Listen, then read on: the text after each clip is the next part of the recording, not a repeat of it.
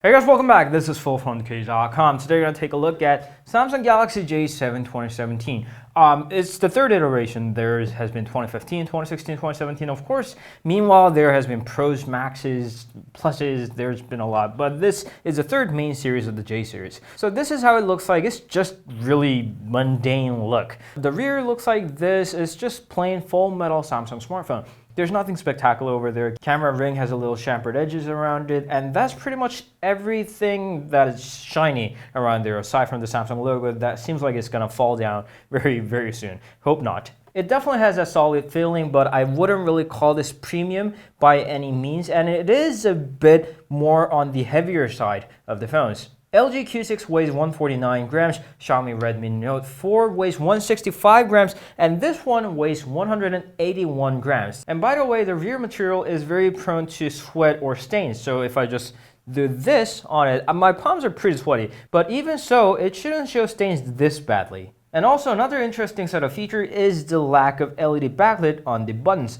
Multitasking and backlit does not have backlight, so if you're in complete darkness, you have no clue where they are. Of course, you will have a clue after using it for a few weeks, but it's always better to have an LED than not. And one more interesting thing is how you can unlock the phone by just touching your fingerprint on the fingerprint reader built into the home button, which is not available in the higher end models like the Galaxy S7 or the S7 Edge. But unfortunately, the reader performance isn't that good. It works when it feels like, but I've seen better from Xiaomi and Huawei. This is definitely a bit slower and a bit less accurate than the competitors. The display is actually surprisingly good. It's got 5.5 inches of Full HD AMOLED display. It looks a little pinkish on the screen, but that's just how the AMOLED panels look when shot through the camera. The color reproduction is very good. The brightness is fairly good as well. It's got blue light filter, adaptive display. You can change the color balance to your likings. And very interestingly, the color uniformity around the screen is even better than some of the flagships. The Galaxy S8, S8 Plus, and the Galaxy Note FE has been suffering from the reddish edge problem that Samsung ended up providing the patch that's gonna calibrate the edge color specifically. Perhaps because it's a flat panel, not an edge display like the flagships, the color uniformity is actually excellent on this one. There's also always on display that has been reserved for the flagship devices for a very long time. You can also double tap on the notification icons or control your music even when the screen is turned off. More on that later. The performance is actually pretty good too. The Exynos 7870 processor built inside isn't exactly an exciting processor. It's consisted of the 8 Cortex A53 cores, and it handles job pretty well. The performance just by the normal basic everyday multitasking are pretty fast, and it's going to handle the basic 3D games unless it's a super processing power intensive games just fine without any problem. It's got 3 GB of RAM, 32 GB of storage, which is expandable, so that should be pretty spacious for what you do every day. And also what I hated the most about the Galaxy J5 2016 is the lack of sensor. They cut out almost every possible sensor from the phone, that it does not even have the compass, which is not only used for finding out where the north is, but also on your maps. For a terrible navigator like myself, map navigation by rotating your phone is crucial, and the J5 2016 was missing that part. But this is packed with sensors. When checked by the Sensor Hub app, it packs almost all the sensors except for the pressure sensor compared to the Galaxy S8, which is not exactly necessary at all. I'm totally happy with what Samsung has done with sensors on this one. Now, let's talk about the software. It's running Samsung Experience 8.1, that is a new name for Samsung TouchWiz, based on Android 7.0 Nougat. And this is not exactly my favorite way of skinning Android software, but they try their best to make the software faster, cleaner, and somewhat beautiful, I guess. There's also a lot of themes that you can change the design of the phone, so you can use that. And it's got all the cool features that you love from the Samsung phones like Samsung Pay, Samsung Pass, and Samsung Cloud.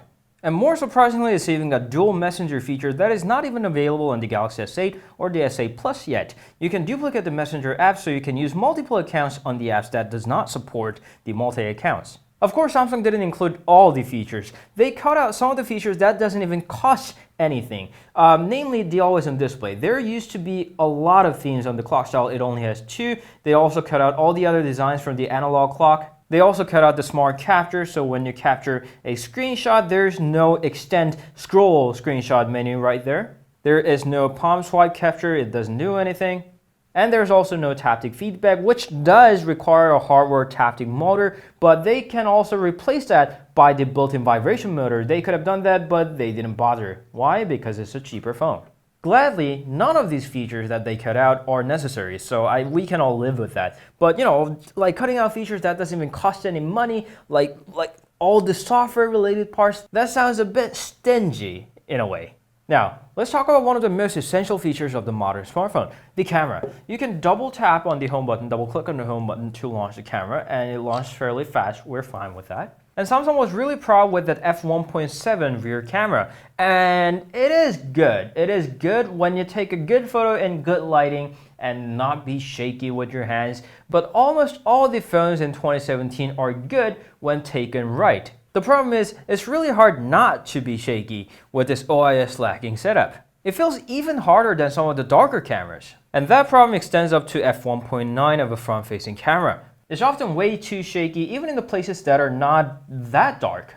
Of course, the easiest way that you can fix this is 1, be steady, or 2, you can go to Pro mode, bump up the ISO, and it's going to require less of the shutter speed, so less shakiness possibility, but it's an annoying process. So if Samsung could fix this in a software manner, then it'd be nice. Of course, bumping up the ISO is going to bring up more noises, but still that's going to be a whole lot better than a shaky photo. Also, it's lacking auto HDR, which can help tremendously in a backlighted situation or in the darker areas. There is the HDR mode that you can manually select. If Samsung could put an automatic option on this, it would be very much appreciated. Now, the speaker is another thing that I'm not entirely happy with. Of course, it's a mid-ranger. I'm not expecting like a stereo speaker, quad microphone or anything. But the speaker is mediocre. It's not terrific. It's not terrible. It's just there. What I like about it is the position of the speaker. It's right hand side corner top. If it's on the bottom of the phone like they do with their flagship, then it's easily blocked when you're holding your phone like this, watching a video by yourself. If it's on the back of the phone, it's very easily blocked when you put your phone on the table, which a lot of us like to do to listen to music with our friends. So the position on the right hand side corner is terrific, along with the position of the earphone jack, which is on the bottom. Now, we haven't reached to the best part. It's the 3600 mAh of battery built inside. It gave me 8 hours of screen on time, which is terrific considering my usage pattern, which is full LTE network with a lot of web surfing. So if you use more of a Wi-Fi and less of a web surfing, more of a lighter test, then you should be able to gain an hour or 2 more of what I got from this guy.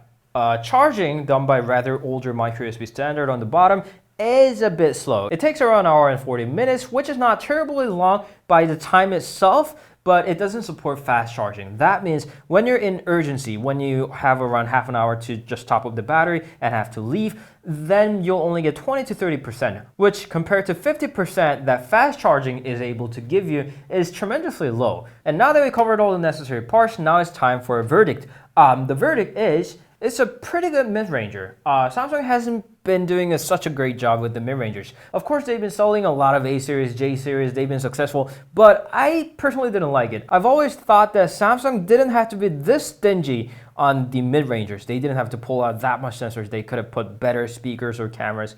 And this fixed almost all of that problems. It has all the sensors. Now you can use your maps, and it's got a better camera. It's got a lot better battery efficiency, and also it's one of the very few smartphones that does not have the hybrid dual SIM. It has a separate dual SIM and a micro SD card slot. Of course, lack of full-scale water and dust resistance, USB Type-C port, and fast charging will disappoint some of you, but hey, Samsung does have to sell their A series, there's A7 2017 as well. So I guess that's what the price differences are for. What could have perfected this phone, however, at this price range, would have been a better pair of cameras. f1.7, great. f1.9 of a front-facing camera, great. But they're unknowingly, I don't know why, but susceptible to shakiness. At this specs and at this bright lenses, it shouldn't be, but it is somehow. I don't know why. Maybe another third-party camera app is going to be able to fix this, but shaky photo is definitely a deal breaker for me. But even with that, I'm pretty sure that you won't be able to find a better deal